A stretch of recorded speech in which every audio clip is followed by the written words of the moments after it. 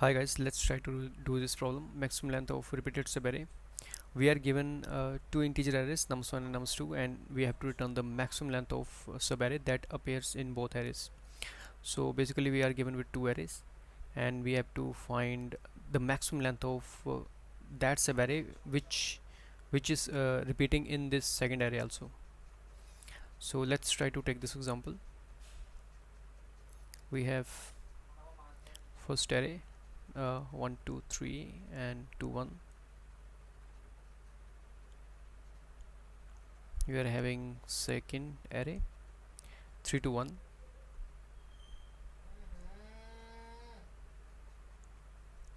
and 4 7.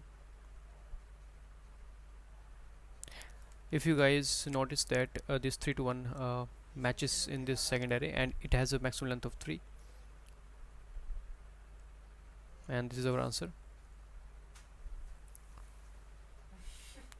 But if you guys notice one more thing, that this is not a whole single pattern which we have to find in this second array. So it's like there are different subarrays in this. Let's say if you check this, if we start from 1, we have this 1, we have 1 2. This is my second subarray, this is my third subarray 1 2 3, starting from 1. And if we start from 2, in this way you can guys confirm. If we start from 2 and we have 2 as my subarray, 2 3, in this way I can have different subarrays, and you have to find that subarray which has a maximum length and that is appearing in this second array also. And so this is a problem, and I hope you guys can understand this problem. Now what comes to my mind, like, let's take a I iteration, a variable here. Let's take a j here, and let's take a pointer k which set on this I. What I will do, like, I will say that does my k matches with this j or not. My 1 does not match with this 3, so please increment this j. Is my 1 matches with this 2? No, please increment this j.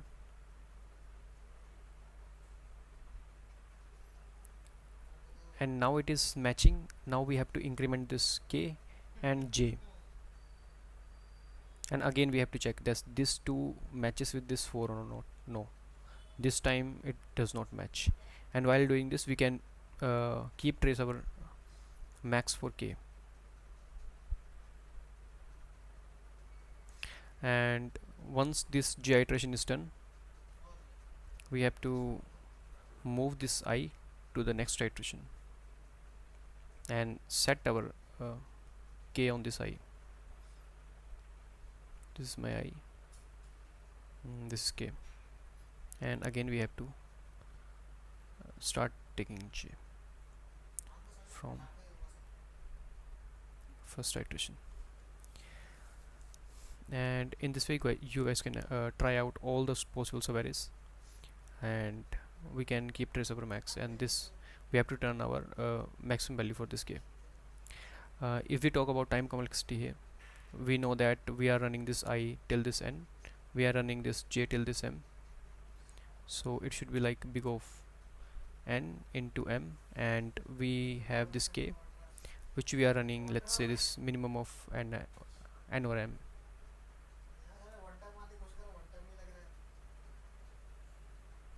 This is my time complexity. And let's talk about space complexity. We have big of 1 because we are not using any auxiliary space here. Can we guys still optimize this approach? Let's take example arrays. Let's say I have 6 1 2 3 in my first array, and let's take second array, and it should be like 1 2 3, and let's take 6 1 2 3.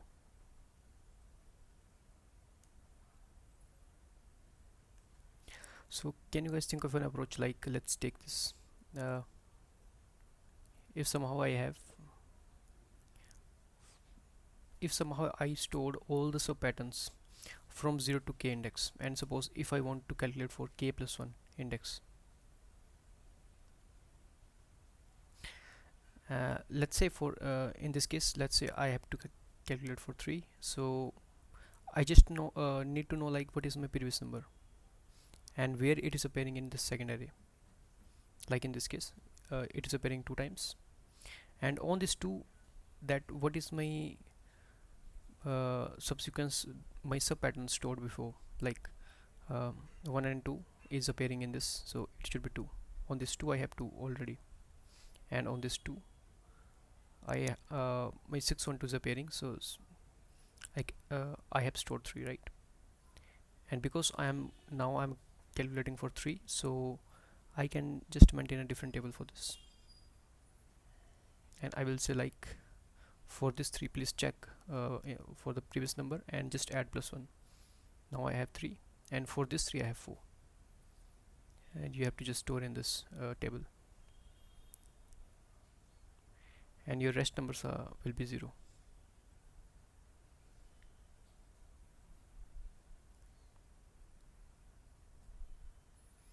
And similarly you can do for all the index.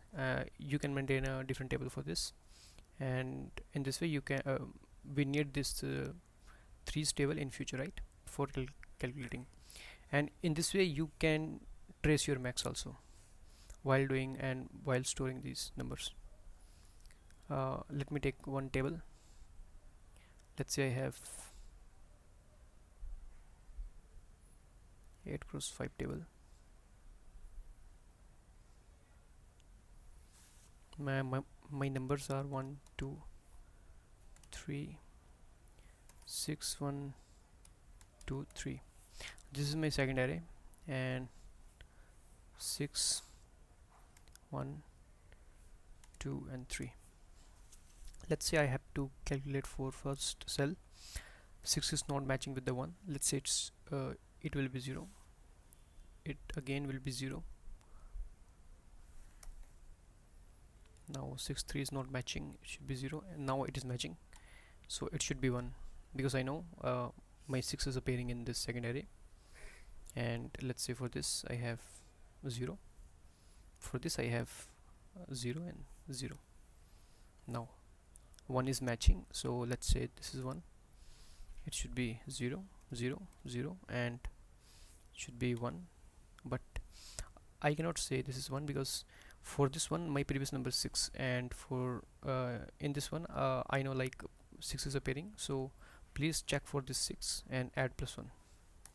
Now it should be 2, right? Because this 6 1 is pattern is matching in the second array, and it should be 0 0. Again 2 is not matching with the 1, 0. Now it will be 1, but I know my previous number is 1, and what is stored in my 1, so it should be 2.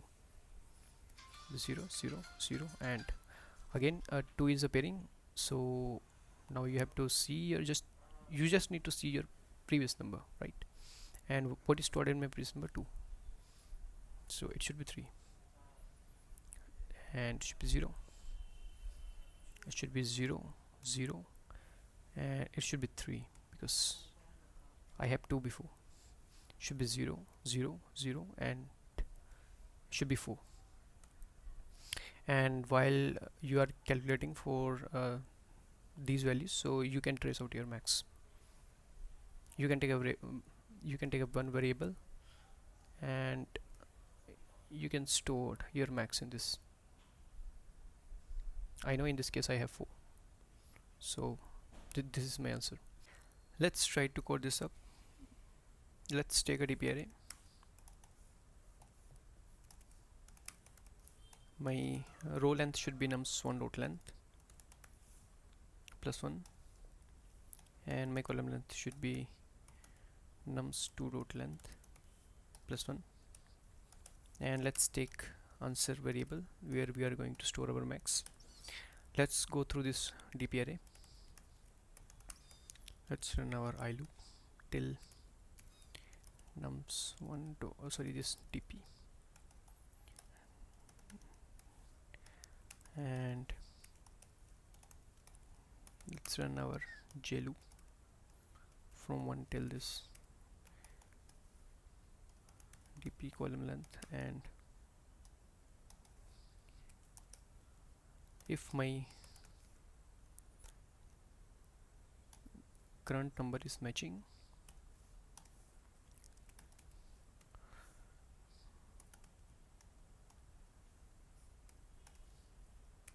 I have to add diagonal +1 and store in my dp.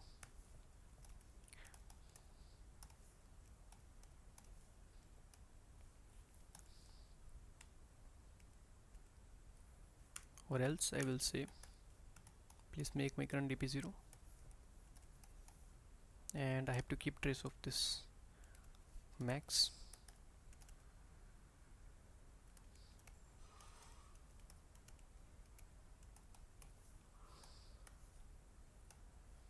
And let's return our max here, right? Let's try to run this one. Let's see if this works. Yes, it is accepted. So let's discuss our time complexity for this approach. And we know for every I index in this first array we are looping through the second array, so it should be of big of n cross m, and my space complexity will be big of n cross m, because I'm taking this 2D matrix, right?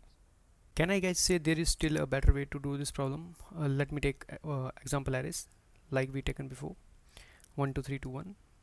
This is my first array,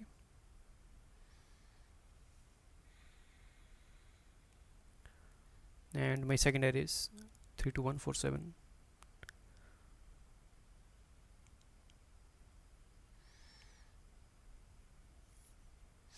Can I guys say, like, if I start removing my values from this array, from here, from the left side, and from the left side I start removing my values on the second array, right?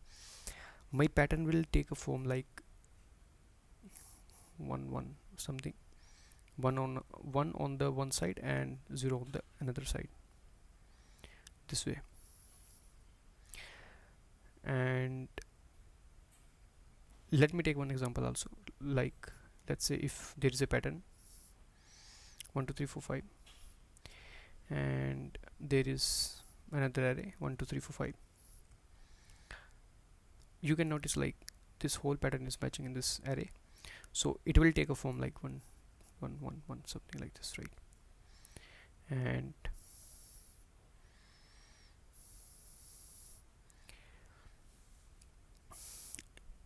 let's try to remove this one.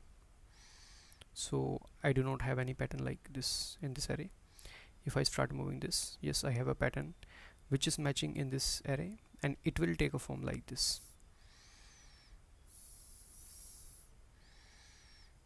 this way. And let's say if I have something 1 or 5, something like this, so I will say like please remove this one and please remove this 5. My pattern will take a form like this, and on this function can I say I can apply binary search here. And how to do that, because I don't know like what is my length of my pattern. So I will take one mid, and what I will do, I will take one hash set. Let's say my mid is 3. I will say this is my pattern length 3, and let's take all the pattern in this hash set, all the sub patterns which has a length of 3, right? And let's start from 1, I have 1 to 3. Let's start from 2, I have 2 3 2. Let's start from 3, I have 3 to 1. And once I stored in the hash set, I will say please check in the second array, and please check if there is a match. I will change my mid and I will look in the right side, that is my pattern length is greater than this mid. And if if there is. So, and you notice one thing, like while doing this, you will reach your mid will reach the point which is your longest length of the pattern, right? And but there is a problem, like when you're storing in the headset and when you're checking, so it is taking I think n square time. Let's say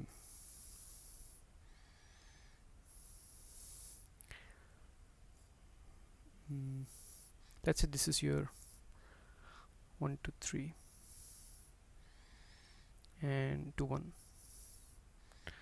and your second pattern is 3 to 1, 4 7, because you are moving like this and you are storing in your headset. And when you're checking, you will checking like this, and like in this way you will get your n square time, and you are applying this binary search, so it will be like big of n square log n.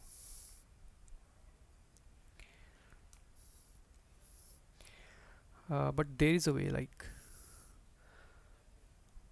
what we are going to do here is, instead of checking it in a naive way, we will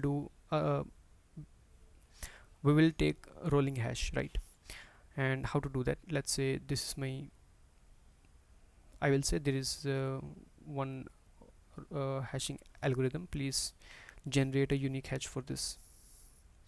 And once you are moving, so let's see this as a slider, so you don't have to like start from the 2 again. You just need to say like, please move this slider, and now generate a new hash for this. We have to include 2 and we have to remove 1 now, and we have to generate a new hash for this, and you will store those hashes in your hash set.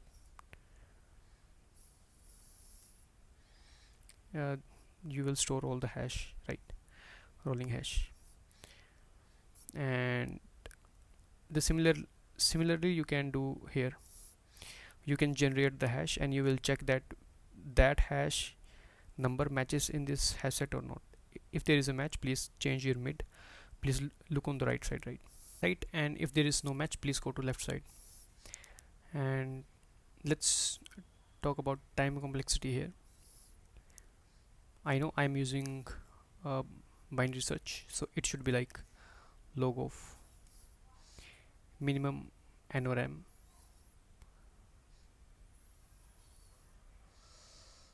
and on every mid I am using these two linear loops, so it should be like m plus n into this, and my space complexity will be big of m,